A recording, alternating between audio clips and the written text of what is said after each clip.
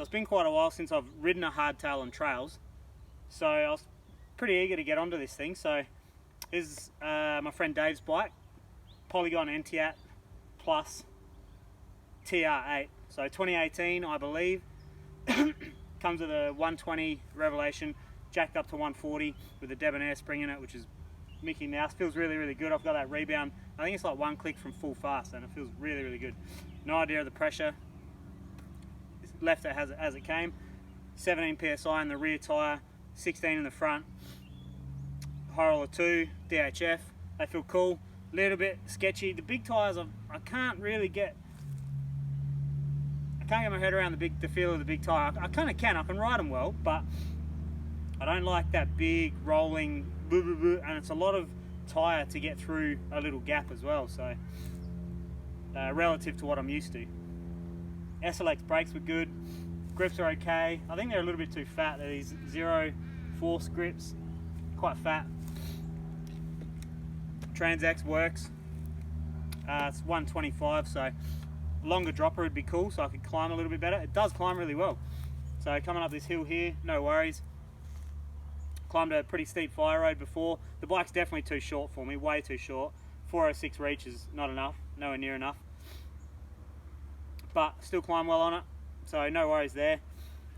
Now going down, if you watch the helmet cams or the GoPros, I'm having a ball on this thing.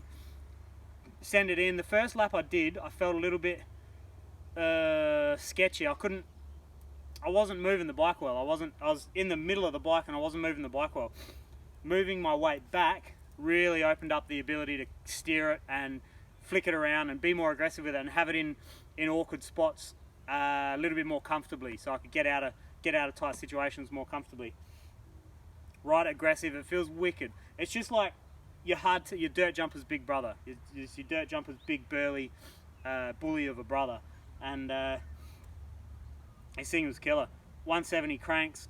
Definitely want shorter cranks. I like the 165. The more I ride on longer cranks, on bikes with longer cranks, and the more time I spend trying to stew over where the benefits are and whatever, I can't see anything. For my height, 174 centimeters, I can't see any benefit to running anything longer than a 165.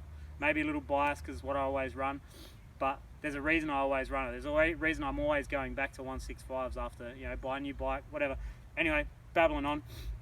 The bike itself absolutely rips. It's too short for me as a medium. 406 reach is way too small, but it feels killer down the trails. It doesn't feel steep. The head angle doesn't go steep when you drop into that travel. The fork feels really good. The tyres hook up.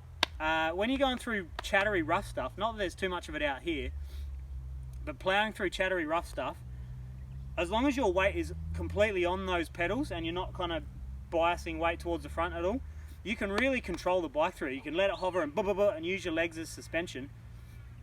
And the pop you get out once you got off a rough thing, and if you lost any speed, you look for the tiniest little bit of backside and you get all of your speed back, and it just accelerates out of stuff.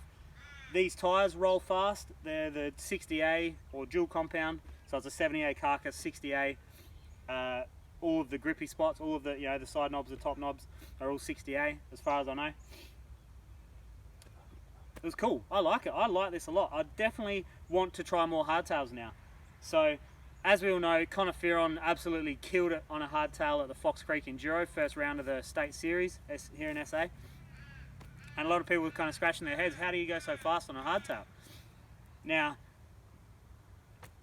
all I can say to that is it's Connor Fearon. Like, I don't think there's benefits or you loss or whatever, but you do maintain a lot more momentum on these things if you can hold onto it through the rough stuff and ride your rougher trails like a BMX track and stay off the rough stuff and backside all the smooth stuff. You will have a lot of fun on a hardtail for sure. So I want to ride more hardtails. I want to ride something longer and slacker and not plus tires and see how that feels. Maybe a DH tire on the back would be perfect. I think you want a supple tire on the back or supple casing. You want a supple thick casing so you can run it reasonably low pressure and it's still going to be really resistant to any sort of pinching or squirming or anything like that. So a DH casing 60A on the back would be wicked, and 2.6 or a 2.5 DHF on the front in a 3C would be the perfect setup on a hardtail. So I'm loving it. So I've ridden dual suspension bikes for so long now. So once I got a dually, I never really got onto a hardtail trail bike again. I was always, you know, I've just got one bike to do the job. And yeah, there's a lot of fun to be had here. So if you're in the market to buy a bike and you're thinking like, oh, these dual suspension bikes are so expensive, you're not taking a hit. You're not taking a big hit getting a hardtail. If you get a good hardtail with wicked forks, good brakes, good wheels, definitely want a strong back wheel, and set your tyres up well. Obviously short cranks, good gear system. This XT derailleur held up alright. It changed gears a couple of times, did a bit of ghost changing. So maybe it's just, you know, just bouncing around or whatever. Not a big issue. Being that this is a plus bike, it's got really wide seat stays. So when I first got on it with the pedals that it came with, which were quite narrow, they were the Polygon pedals or the Entiat pedals, my heels were always clipping here. So coming up, clipping there, and it was really throwing me off. And it's dangerous. Clipping your heels like that when you're sprinting is going to throw your foot off or jam your ankle, jam your foot, and you're going to injure yourself.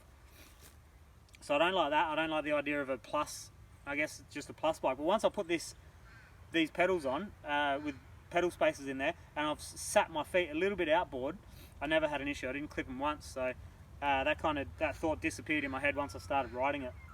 Done a heap of laps out here at Cobblers, and climbing, no worries. Like I said, fat tyres, I'd go a little bit thinner. Even 2.6s would be perfect, I think. 2.6s on a hardtail, you still get that little bit extra supple, but it's killer. So don't worry about, you know, I really want a dual suspension. I reckon you could race one of these really, really fast at these state enduros as well. If you had the right tyre combo, like I said, a supple rear tyre to eat some of that chatter, and good fork and a good tyre at the front for grip, and yeah, and momentum obviously, you're not at a loss at all. And you're going to save a fair bit of money and a fair bit of maintenance. So hardtails are still in for sure.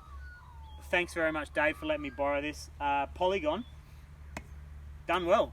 I'm not really too sure what to think of polygons, but geometry's good. Obviously it's a short bike overall, but I think they've done a really good job. So I'm kind of interested to see what the other polygons have got in store as well. So that'll be something in the future. Cheers, Dave, for letting me ride it, and yeah, shred on.